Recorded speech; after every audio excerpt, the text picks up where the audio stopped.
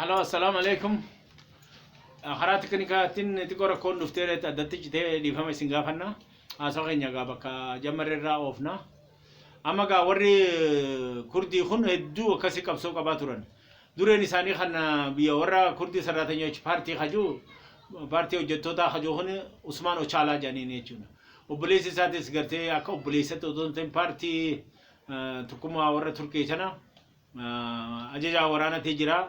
Abdallah Ochala janiin jechuudha. Namni kun warreen qabsoo qaban hedduu keessa warra jajjaboota. Paartiin hangafni guddoon qabsoo qabdu Turkii jalaatan namni guddulleen miliyoona 13 ol haqa'u Turkii jala jira jechuudha. Kanneen irraa keessa jirullee miliyoona 7 inni kan ammoo Iraan jala jiru miliyoona 6 inni Suuriyaa jiru 600 haga 600 olillee hajuusni jiranii. Warri kun hundinuu ammaan tana warri Iraq jala kun gaafa mootummaan Iraq faca'ee hedduun rakkina turee fi dadhabaa ture kanatti sameen Iraq tun biitii nadaa jibbee kan ta'e Basraa bakka jaam sameen Iraq tun hundinuu lafa kurdiiti. Dabuub Iraq irraa immoo dabuub Iraan irraa immoo dabuub irraa Iraan dabuub irraa immoo bakka nadaa jibbee kan ta'e addunyaatti Iraan tibee kan ta'e kun warra kurdiiti. Sameen irraa ta'e Iraq tunis Basraan faan warra kurdii kana jechuudha. Turkiin baatu yoo Oyruudhaan addunyaatti Turkiin beekamtuudha. Oyruudhaan kan beekamte kana hoo dachii warra kurdoota kana jechuun beekamtuun. Hogguu kana biyya Suuriyaa keessatti hoo bakki nadaajee barmeela 500 Suuriyaan baafti. 500 kana bakka warra kurdoota kana jechuudha. Ardii badhaatu mootummaa afur jalatti adda hiramtee hireen isaanii rakkisaa ture jechuudha. Kanas gaa Usmaan Turkiin faan addunyaatti illee biyya akka Awurooppaadhaa, Boosniyaa, Herzegoviniyaa faa biyyoota adda addaa Awurooppaa keessa Croatia, Slovenia fa'aunda biyya Awurooppaa keessa fi biyya Eeshiyaatti fi bakka adda addaa Afrikootaan hunda seenaa turanii hireen isaanii gaazabana durirraa qabee warra kana jalatti waan faca'anii turanii biyya kurdoonni kun hedduu rakkurra turan jechuudha. Maaliif maqaadhee qabsoon Oromoodhattis gaabara 135 qabsoorra gaafa kufee irraa qabee uummanni Oromoo qabsoorra jiraatu yeroo akka ammatti qabsoon Oromoodhaa jabaattee bakka guddaa geesse addunyaan beeytee ummanni Oromoo kun ummata guddaadha. Ardii guddaa qaban, guddina qofaa miti ardii badhaatuu qaban. Investii warri biyya alaa garu kun hundinuu jiddu galeessa karaa baaburaati fi jabuuti waliin dhaloominaaf jechii badhaatuu qabaatuudhaan investiin addunyaa kun hundinuu karaa maadinaa, karaa ooyiruu, karaa adda addaatiin hundaa'u asirra jirti jechuudha. Haala diinagdeen addunyaa hundina hidhata qabdi.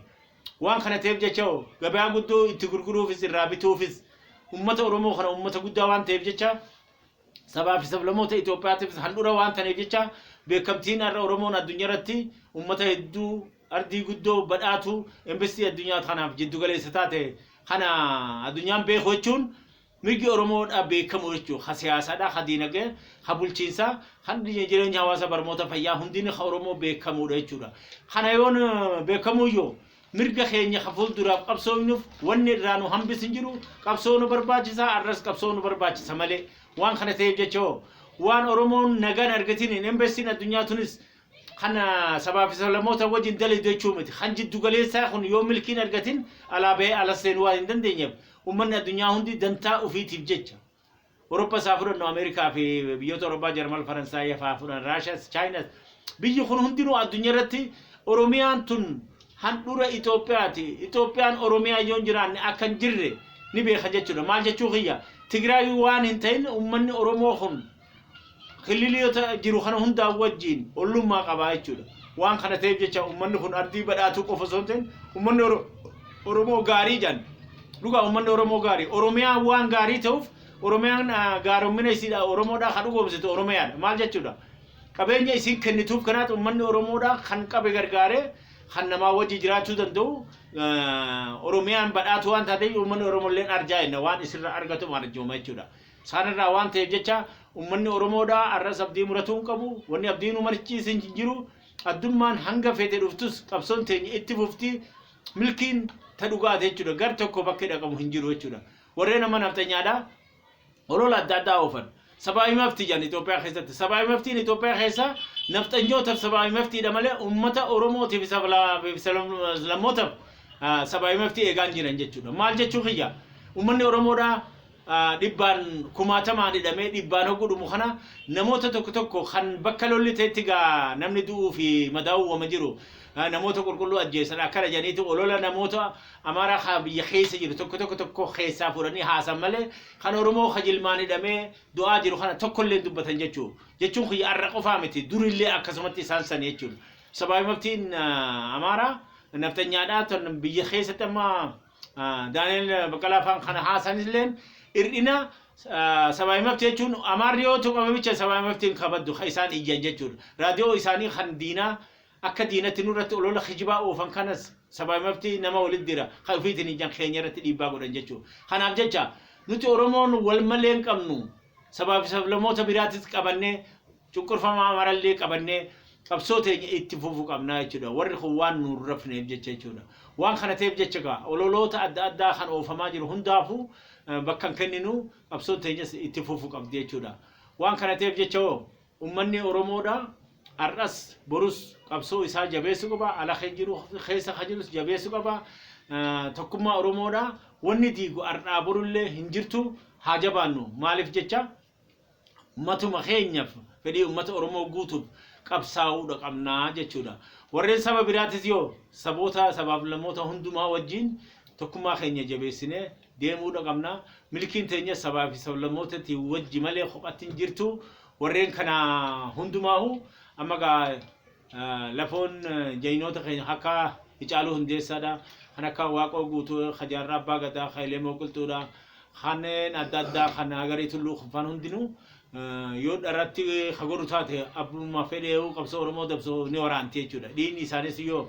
bilisummaa ummata oromoo magarsaa jechuudha yoo kana gaa Hacaaluu illeen akkuma du'e haga ammaan tanallee rifachurra jirra rifachuun isaa sun ammoo bilisummaa oromootiin dhugaan oromoo baatee akka nu bakka buutu abdiin eegganna yoo kanatti illee hoguu ammaan tana warreen oromiyaa bulchanii fi kan keeban takkalooma afaan ugaa hasan ugaa dhageenyu hawulti isaanii dalaynaa fi janna hadalaynu immoo halchawaa fi simintoon osoonteen sibiila irraa hadalagamtu warqeen dalaynaa jan jechi khiyya magaalaa Finfinnee Afrikaa Economic Commission fuula duratti arat kiiloo takka mootummaa mana galma mootummaa biyya Itoophiyaa kana hoggo seenanii foggaban bakka ijaan argamuu jan kana qofaa miti karaa adda addaa karaa Finfinnee keessatti karaa maqaa Hacaaluu moggaasu mana barnootaa Hacaaluu moggaasu parkiin adda tamaqa Hacaaluu hundeessuudha sun maqaa dhaamtuunis hujirra kooltus abdii qabna sun hundinuu mirga yenna malee mirga mitenne achin darbinu jechuudha akka itti du'e san akka abbaan isaatu je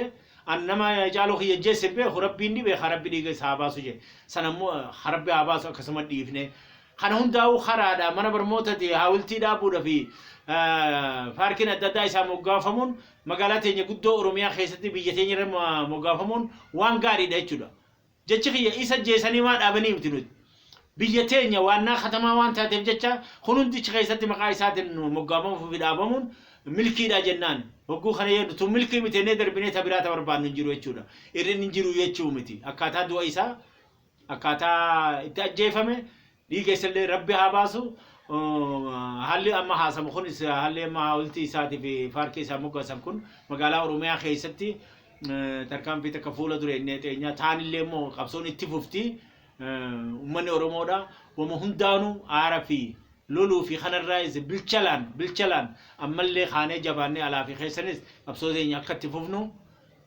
guyyaa gaarii wal nu agarsiisu nagaan jiraadhaan isiniin jaa guyyaa gaarii